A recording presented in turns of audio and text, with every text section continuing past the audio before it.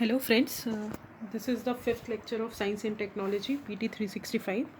The topic is research and development. तो इससे पहले मैं आपको एक चीज़ बताना चाहती हूँ. मैंने फर्स्ट लेक्चर जब पढ़ाया था डीएनए टेक्नोलॉजी, तो जब मैंने डिफरेंस बताया था आरएनए और डीएनए में, वहाँ पे मैंने एक चीज़ आप लोगों को गलत बता दी थी. तो आप उसको करेक्ट कर लीजिए कि आरएनए जो वायरस है, जो लास्ट पॉइंट था डिफरेंस का, जो आरएनए वायरस है वो कम रेसिस्टेंट होता है. मतलब वो ज़्यादा रेसिस्टेंट होता है डीएनए जो यूवी रेडिएशन उसको इफेक्ट करती है. मतलब कि यूवी रेडिएशन जो है आरएनए को ज़्यादा इफेक्ट नहीं करेंगी, ज़्यादा किसको करेंगी, डीएनए को करेंगी एज़ कंपेरिजन टू आरएनए. तो आप उसको क्लियर कर लीजिएगा. I am sorry for that कि मेरे से वो गलती हो गई, मैंने आपको गलत बता दिया, तो आप वो करेक्ट कर लीजिएगा. Let's come to the this lecture, fifth lecture of science and technology, research and development.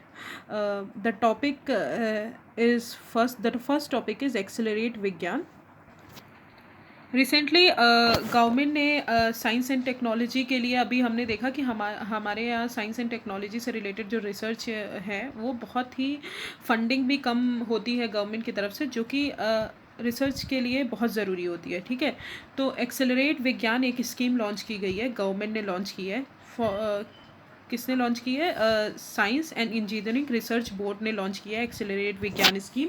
किस चीज़ के लिए? रिसर्च को बढ़ावा देने के लिए. ठीक है, तो अब पढ़ते हैं एक्सेलरेट विज्ञान स्कीम है किस लिए, मतलब उसका एम क्या है, ऑब्जेक्टिव्स क्या है. उसमें एम इसका ये है कि हमको साइंटिफिक रिसर्च बढ़ानी है. ठीक है, जो भी हमारे स्टूडेंट्स हैं उनको हमको इतना रिसर्च कैरियर में उनको इतना बढ़ावा देना है कि वो रिसर्च को आगे प्रमोट कर सके.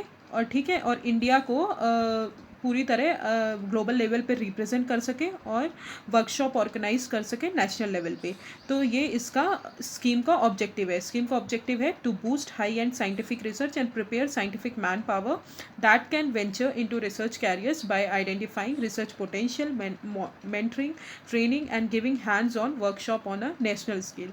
तो ये इसका स्कीम का ऑब्जेक्टिव है. अब कंपोनेंट्स आते हैं. तो एक्सेलरेट विज्ञान के दो कंपोनेंट होते हैं. पहला कंपोनेंट होता है अभ्यास और दूसरा कंपोनेंट होता है सम्मोहन प्रोग्राम. तो हम अभ्यास में क्या करेंगे, जो वो हमारे पीजी और पीएचडी स्टूडेंट्स हैं उनको हम बोलेंगे कि आप अपना एक किसी सेलेक्ट एरिया में रिसर्च स्किल डेवलप करिए और फिर हम उसको एनहांस करेंगे कि वो डिफरेंट फील्ड्स में उसको यूज़ कर सके.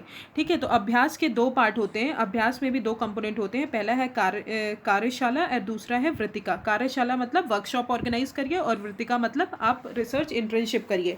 किसी भी प्रोफेसर के अंदर आप इंटर्नशिप कर सकते हैं. तो इसके दो कंपोनेंट है, Karyashala and Vritika. Then comes to the second component of Accelerate Vigyan scheme. The second component is Sammohan program. Sammohan program क्या करेगा, हमारी जो सारी रिसर्च इंस्टीट्यूशन है, सारे रिसर्च साइंटिफिक इंटरेक्शन है, उन सबको एक जगह एक कॉमन प्लेटफॉर्म पे लाना है, वो सम्मोहन प्रोग्राम करेगा. ठीक है, इसके भी दो पार्ट होते हैं. पहला है संयोजिका एंड दूसरा है संगोष्ठी.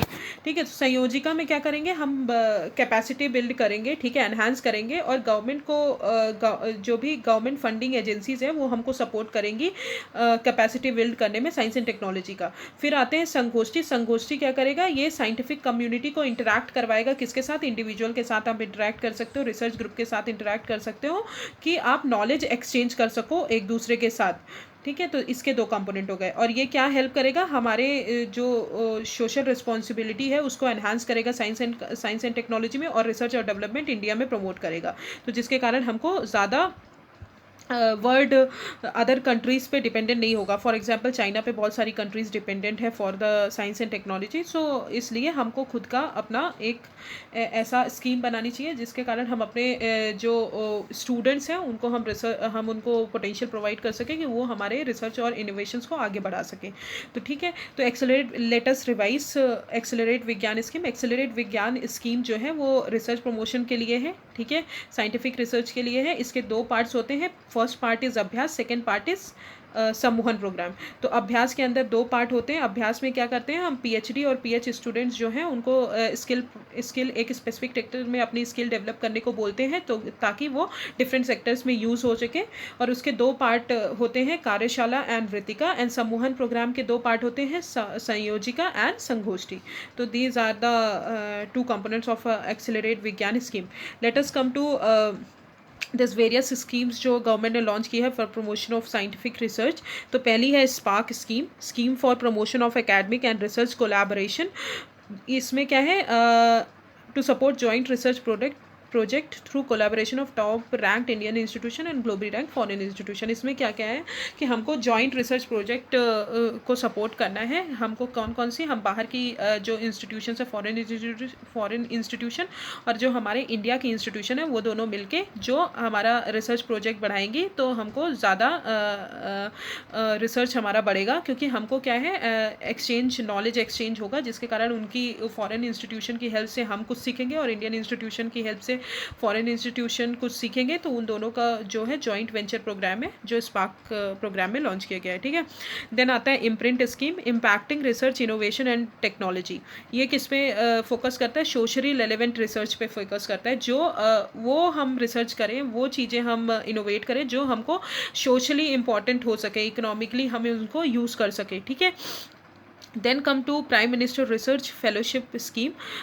इसमें क्या है, हमको स्टूडेंट को इंसेंटिवाइज करना है कि आप रिसर्च परस्यू करो, रिसर्च साइंस एंड टेक्नोलॉजी में आप अपना जो भी अपना इंसेंटिव्स है, जो भी स्टूडेंट मतलब जो भी उनका जो भी एग्ज़ाम, जो भी चीज़ें वो परस्यू कर रहे हैं, वो रिसर्च और फ्रंटियर एरियाज़ में करें। ठीक है, उनको इंसेंटिवाइज करेंगे बाय ऑफरिंग फेलोशिप। ठीक है, उच्चतर आविष्कार योजना क्या है, इंडस्ट्री स्पॉन्सर्ड स्कीम है to promote outcome oriented research. ठीक है, then come to scientific and useful profound research advancement scheme.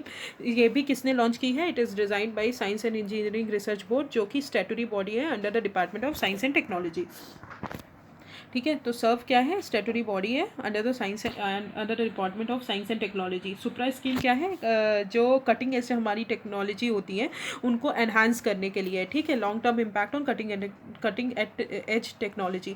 अब कटिंग एज टेक्नोलॉजीज़ वो होती हैं जैसे कि हमारा आर्टिफिशियल इंटेलिजेंस हो गया, वर्चुअल रियलिटी हो गया, ठीक है, ड्राइवरलेस कार हो गई। तो ये सब हमारी कटिंग एज टेक्नोलॉजी होती है। वो टेक्नोलॉजी जो बहुत ही करंट और हाई लेवल IT डेवलपमेंट करती हैं, उनको बोलते हैं हम कटिंग एज टेक्नोलॉजी। तो important measures of the scheme are quantum of an advances, ability of research outcome in enhancing scientific knowledge, global impact and outstanding publication. SUPRA जो है, सर्व सुप्रा जो है, वो उसमें फंडिंग जो प्रोवाइड किया जाएगा वो नॉर्मली 3 ईयर्स तक प्रोवाइड किया जाएगा, बट वो एक्सटेंड कब तक किया जाता है, 2 साल तक एक्सटेंड भी कर सकते हैं। तो टोटली वो 5 ईयर्स तक फंडिंग आपको प्रोवाइड करेगा। सबमिशन जो सुप्रा के अंदर करेंगे वो हमको सर्व ऑनलाइन पोर्टल में या तो हमको अनाउंस करना पड़ेगा या सोशल मीडिया में अनाउंस करना पड़ेगा, तभी हम सुप्रा के अंदर आ सकते हैं, प्रपोजल उसका एक्सेप्ट कर सकते हैं। ठीक है, the submission under SERB SUPRA can only be made against a call for proposal with public announcement through SERB online portal and social media. So I have finished the Accelerate Vigyan scheme and what is SUPRA and what are the objective of SUPRA, funding कब तक के लिए available होगी और various schemes क्या क्या हैं। तो I hope I have clear. Now let's come to second topic of research and development. The second topic is draft national science technology and innovation policy. So draft national science and technology innovation policy जो थी, वो ये जो अभी government ने launch किया, department of science and technology ने जो रिलीज़ किया है, वो 5th पॉलिसी है। फर्स्ट पॉलिसी कब आई थी, 1958 में आई थी, और 4th पॉलिसी कब आई थी, 2013 में आई थी। उन्हीं के बीच में सेकेंड और थर्ड पॉलिसी आई थी। तो आप ये अच्छे से याद कर लीजिए, फर्स्ट पॉलिसी जो आई थी वो 1958 में आई थी। तो अब किसी भी national science and technology innovation policy, अब इतनी पॉलिसीज़ 2013 की पॉलिसी होने के बावजूद भी हमने क्यों बनाया 5th national science and technology, कि हम जो वीकनेस रह गई, जो हमारी वीकनेस रह गई 2013 की पॉलिसी में, हम उनको एड्रेस कर सके। तो इसलिए हमने 5th national science technology innovation policy बनाई। ठीक है, to identify and address strength and weakness of Indian science technology innovation ecosystem. और दूसरा सोशियो इकोनॉमिक डेवलपमेंट के लिए, और तीसरा अपने इंडिया को कॉम्पिटिटिव बनाने के लिए, ग्लोबली कॉम्पिटिटिव रहे, हर कंट्रीज़ के साथ उसका भी नाम आए साइंस एंड टेक्नोलॉजी में। तो इसलिए हमने 5th national science and technology innovation policy बनाई। Now let's come to vision, what are the vision of this. तो सबसे पहले हमको सेल्फ रिलायंस होना है, ठीक है, साइंस एंड टेक्नोलॉजी में, और इंडिया को टॉप 3 साइंटिफिक सुपर पावर्स में हमको मेंशन करना है। ठीक है, हमको डेवलप करना है क्रिटिकल ह्यूमन इंफ्रास्ट्रक्चर पे, individual build individual industrial excellence in science and technology institution, ठीक है। और हमको जो रिसर्चर्स हैं हमारे उनको डबल करना है कि हमारे जो रिसर्चर्स हैं वो डबल हो जाए, जिसके कारण हमारा साइंस एंड टेक्नोलॉजी ज़्यादा एनहांस हो जाए, ठीक है जी। जो प्राइवेट सेक्टर है कंट्रीब्यूशन और gross domestic expenditure on research and development जो है वो हर 5 ईयर्स में हमको बढ़ाना है, ठीक है। अभी हम देखते हैं recently research and development statistics indicator 2019-20 ने 1920 रिपोर्ट रिलीज़ की गई है। किसने रिलीज़ की है? National science and technology management information under department of science and technology के अंदर आता है। इन्होंने देखिए कि हमारा जो इंडिया का शेयर है वो 2.9% है शेयर इन वर्ल्ड GERD, ठीक है, 2017-18 में। इंडिया का जो gross GERD has triple between 2008 to 2018, तो बहुत अच्छी बात है कि ट्रिपल्ड हुआ है। इंडिया जो है 0.7% of its GDP research and development में वो करता है। तो इंडिया का जो रिसर्च और डेवलपमेंट में GDP का पार्ट है वो बहुत कम है, उसको हमको एनहांस करना है। इसलिए फंडिंग एनहांस होगी तो लोगों को ज़्यादा पावर मिलेगी कि लोग ज़्यादा चीज़ें उसमें रिसर्च और इनोवेशन बढ़ा सकें, ठीक है। नंबर ऑफ़ रिसर्चर्स पर मिलियन पॉपुलेशन हमारे यहाँ डबल हुई है 2000 से अभी तक में, ठीक है। तो these are the some key findings of the R&D statistics indicator 2019-20. Let's come to features of 5th National Science and Technology Policy. So first point is national science and technology observatory establish किया जाएगा, जो कि central repository होगी हर type के data के लिए जो science and technology से रिलेटेड है, ठीक है। तो national science and technology observatory जो कि सेंट्रल रिपोजिटरी होगी। फिर आते हैं Indian science and technology archive of research, जो कि हमको एक्सेस प्रोवाइड करेगा सारे पब्लिक फंडेड रिसर्च के लिए।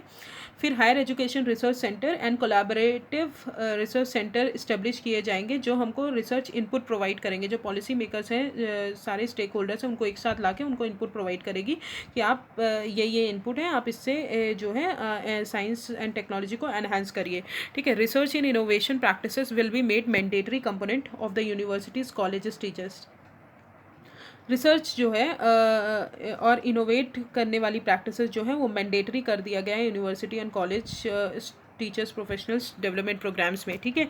Advance mission in innovation research ecosystem ADVAIR initiative जो है वो हाइब्रिड बिल्ड करेगा कि आप यहाँ से फंडिंग ले सकते हो, फंडिंग मॉडल्स के लिए हाइब्रिड बिल्ड करेगा, जिसके कारण हम साइंस एंड टेक्नोलॉजी को एनहांस कर सकते हैं। Research and innovation excellence framework will be develop to enhance the quality research and institutional architecture to integrate knowledge traditional knowledge system and grassroot innovation in overall education research and innovation system, ठीक है। All India centric equity है। Inclusion charter will be develop. Inclusion charter develop होगा, इसमें LGBTQ+ community है वो भी include किए जाएंगे। तो ये डिस्क्रिमिनेशन नहीं करेगा किसी भी कम्युनिटीज़ के बीच में, जो कि बहुत अच्छी बात है। तो उनको भी पार्ट मिलेगा और उनकी भी कम्युनिटी को एनहांसमेंट मिलेगा कि वो आगे बढ़ सके।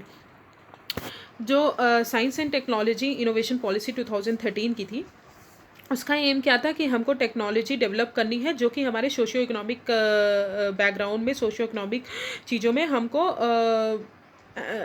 फ़ायदा दे, ठीक है। तो हम इसको क्या करेंगे, जो भी टेक्नोलॉजी हम डेवलप करेंगे उसको हम लिंक करेंगे innovation to socio economic priorities के साथ, हमको लिंकअप करना पड़ेगा, ठीक है। तो this policy resulted into India's का पार्टिसिपेशन इंक्रीज़ किया उन्होंने ग्लोबल मेगा इनिशिएटिव्स में, जैसे कि फॉर एग्जांपल लीगो ऑब्जर्वेटरी जो है US की, ठीक है। अपने यहाँ लीगो ऑब्जर्वेटरी जो है महाराष्ट्र में खुलने वाली है। I don't remember the year, तो आप ईयर देख लीजिएगा 2022 या 23 में। तो लीगो अपने यहाँ कहाँ पे, महाराष्ट्र में खुलने वाली है, ठीक है। फिर the large hadron corridor and international thermonuclear experimental reactor, ये चैप्टर है, ये है टॉपिक है जो मैं बाद में आपको पढ़ाऊँगी, ठीक है। तो this is called national 5th national science and technology policy 2020 में आई है, ठीक है। Then comes to superconductivity at room temperature, the third topic is. So first, superconductivity समझने से पहले हमको पता होना चाहिए कंडक्टर्स क्या होते हैं, ठीक है। तो कंडक्टर्स वो मटेरियल होते हैं जहाँ से हमारी इलेक्ट्रिसिटी जो है फ्लो होती है, वो कंडक्टर होते हैं, ठीक है। वो कंडक्टर मटेरियल होते हैं, material which allow flow of charge, ठीक है, जहाँ पे इलेक्ट्रिसिटी हमारी फ्लो होती है। अब रिसेंटली क्या हुआ है, for the first time physicist have achieve super conductivity at room temperature पे सुपर कंडक्टिविटी अचीव किया है। ठीक है, सुपर कंडक्टिविटी अब क्या होती है, सुपर कंडक्टर कब बनते हैं, सुपर कंडक्टर तब बनते हैं जब फॉर्म होते हैं व्हेन, जब टेम्परेचर जो है वो क्रिटिकल टेम्परेचर से कम हो, तब सुपर कंडक्टर बनते हैं। ठीक है, सुपर कंडक्टर कब बनते हैं, जब टेम्परेचर जो है क्रिटिकल टेम्परेचर से कम हो। अब क्रिटिकल टेम्परेचर क्या होता है, उसके लिए हमको ये भी जानना पड़ेगा। तो क्रिटिकल टेम्परेचर वो टेम्परेचर होता है जहाँ पे नॉर्मल कंडक्टर किस में चेंज होता है, सुपर कंडक्टर में चेंज होता है। ओके, क्रिटिकल टेम्परेचर वो होता है जहाँ पे नॉर्मल कंडक्टर हमारा सुपर कंडक्टर में चेंज होता है, और सुपर कंडक्टर बनते कम है जब टेम्परेचर हमारा क्रिटिकल टेम्परेचर से कम होता है। ठीक है, now let's come to the news. For the first time physicists have achieved the resistance free flow of electric current in the material at room temperature. क्या हुआ, जब हम कंडक्टर को, जब हम इलेक्ट्रिसिटी पास करते हैं किसी भी कंडक्टर से, तो हमारी इलेक्ट्रिसिटी जो है कुछ ना कुछ लॉस होती है। तो जितना हम ट्रांसफ़र करते हैं उतनी इलेक्ट्रिसिटी हमको आउटपुट पे नहीं मिलती। तो हम क्या करते हैं, तो अभी जो है एक किसी साइंटिस्ट ने डेवलप किया सुपर कंडक्टिविटी रूम टेम्परेचर पे, कि जब भी हम इलेक्ट्रिसिटी ट्रांसफ़र करेंगे, तो इलेक्ट्रिकल करंट ट्रांसफ़र करेंगे किसी सुपर कंडक्टिव मटेरियल से रूम टेम्परेचर पे, तो हमारी जो इलेक्ट्रिसिटी है वो हमको पूरी मिलेगी और उसमें कोई भी लॉस नहीं होगा। दैट मीन्स रेसिस्टेंस फ्री का मतलब होता है कि रेसिस्टेंस ज़ीरो होगा, मतलब कोई उस इलेक्ट्रिसिटी को रोक नहीं पाएगा। तो वो हमको जितना हमने दी उतना हमको वहाँ पे मिल जाएगी एज एन आउटपुट। तो ये होता है हमारा super conductivity at room temperature, जो भी साइंटिस्ट ने डेवलप किया है। द मटेरियल इसमें कौन सा यूज़ करेंगे, combination of carbon sulphur and hydrogen. ठीक है, इसमें material carbon sulphur and hydrogen use करेंगे। नाउ लेट्स कम टू, पहले क्या होता था, scientist have been able to make material superconduct only at a temperature much below 0 degree Celsius. ठीक है, जब भी अभी तक क्या होता था कि साइंटिस्ट जो है हमारे सुपर कंडक्टिव मटेरियल जो बनाते थे वो टेम्परेचर 0 डिग्री से कम होता था तब बनाते थे। बट वो क्या होता था कि इतना टेम्परेचर लो करना बहुत डिफ़िकल्ट था, उसके लिए बहुत एक्सपेंसिव, बहुत पैसा लगता था और बहुत एनर्जी इंटेंसिव होता है, बहुत ज़्यादा एनर्जी लेता था टेम्परेचर कम करने के लिए। ठीक है, तो तब अभी तक साइंटिस्ट ये करते थे। अब अबाउट सुपर कंडक्टिविटी के दो एलिमेंट्स होते हैं। ठीक है, पहला तो होता है जीरो इलेक्ट्रिकल रेसिस्टेंस, जो मैंने आपको बता ही दिया कि सुपर कंडक्टिव स्टेट जो होता है, जब भी हम इलेक्ट्रिसिटी पास करते हैं तो वो पूरी इलेक्ट्रिसिटी हमको मिलती है, रेसिस्टेंस उसमें जीरो होता है। Usually the flow of electric current encounter some degree of resistance, a bit like how air resistance pushes back on the moving object. For example, जितना ज़्यादा हमारी कंडक्टिविटी होगी उतना कम रेसिस्टेंस होगा इलेक्ट्रिक करंट का। ठीक है, तो जितना ज़्यादा कंडक्टिविटी होगी उतना कम हमारा रेसिस्टेंस होगा। ठीक है, तो सुपर कंडक्टिविटी बस होती तो हमारा रेसिस्टेंस ज़्यादा होता, अगर सुपर कंडक्टिविटी है तो हमारा रेसिस्टेंस जो है वो कम होगा। ठीक है, मतलब इलेक्ट्रिसिटी हमको जितना जा रही है उतना मिल जाएगी। फिर मेसर इफेक्ट क्या होता है, तो हम मेसर इफेक्ट इस डायग्राम से समझते हैं। जब भी हम कोई नॉर्मल मटेरियल जो है प्लेस करते हैं जिनका टेम्परेचर जो है क्रिटिकल टेम्परेचर से ज़्यादा रहता है, ठीक है, टेम्परेचर जो है क्रिटिकल टेम्परेचर से ज़्यादा रहता है, तो हमारी जो मैग्नेटिक फील्ड लाइंस है वो सीधे सीधे क्रॉस हो जाती हैं। ठीक है, उस जो नॉर्मल कंडक्टर है उसको क्रॉस कर जाती हैं। पर जैसे ही हम कूलिंग करते हैं टेम्परेचर को बिलो टेम्परेचर, जैसे ही हम क्रिटिकल टेम्परेचर से टेम्परेचर और डिक्रीज़ करते हैं, कूलिंग करते हैं, तो सुपर कंडक्टर को जैसे ही हम रखते हैं तो मैग्नेटिक फील्ड लाइंस उससे क्या होती है, एक्सपेल हो जाती हैं। ठीक है, यहाँ पे आपको दिख रहा है जो मैग्नेटिक फील्ड लाइंस है वो एक्सपेल हो रही हैं। तो जैसे हम कूलिंग करते हैं तो मैग्नेटिक फील्ड लाइंस एक्सपेल हो जाती हैं, तो उसको हम बोलते हैं मेसर इफेक्ट। ठीक है, तो मेसर इफेक्ट यहाँ पे देखिए डेफिनेशन में भी यही कुछ लिखा हुआ है। It is the expulsion of magnetic field from the interior of a material during its transition to the superconducting state when it cooled below the critical temperature. Critical temperature से हम ज़्यादा कम टेम्परेचर रखते हैं, जब हम उसको ज़्यादा कूलिंग कर देते हैं तो मेसर इफेक्ट से क्या होता है, जब भी सुपर कंडक्टर को रखते हैं तो मैग्नेटिक फील्ड लाइंस हमारी एक्सपेल कर जाती हैं। ठीक है, now let's come to what are the potential benefit of superconductivity at room temperature. Medical and biopharma application.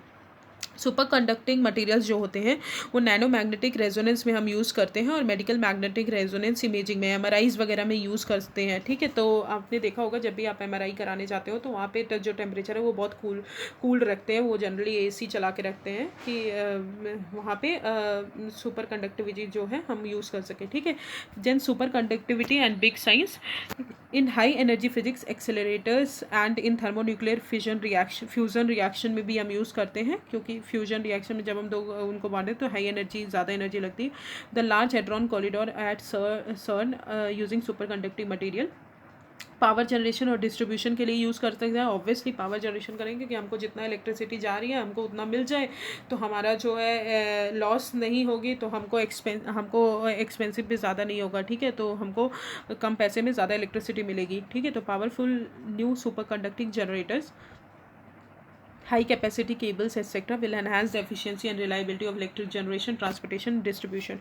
Sustainable mobility होगी, ठीक है। High speed train in Japan जो हम यूज़ करते हैं, ठीक है, उसमें सुपर कंडक्टिविटी यूज़ करते हैं। Sustainable mobility, super semiconductors जो होते हैं which have zero loss of energy can be use to store power, ठीक है, पावर को स्टोर करने के लिए भी हम यूज़ करते हैं। तो I hope I have cover the chapter research and development. So अगला चैप्टर मैं आपको कल पढ़ाऊँगी विच इज़ स्पेस टेक्नोलॉजी। तो स्पेस टेक्नोलॉजी बहुत ही इंपॉर्टेंट चैप्टर है, तो आप उसको अच्छे से एक बार पढ़ के आइए तो ज़्यादा बेटर होगा। And thank you so much. I hope I have covered the topic very thoroughly. Thank you so much.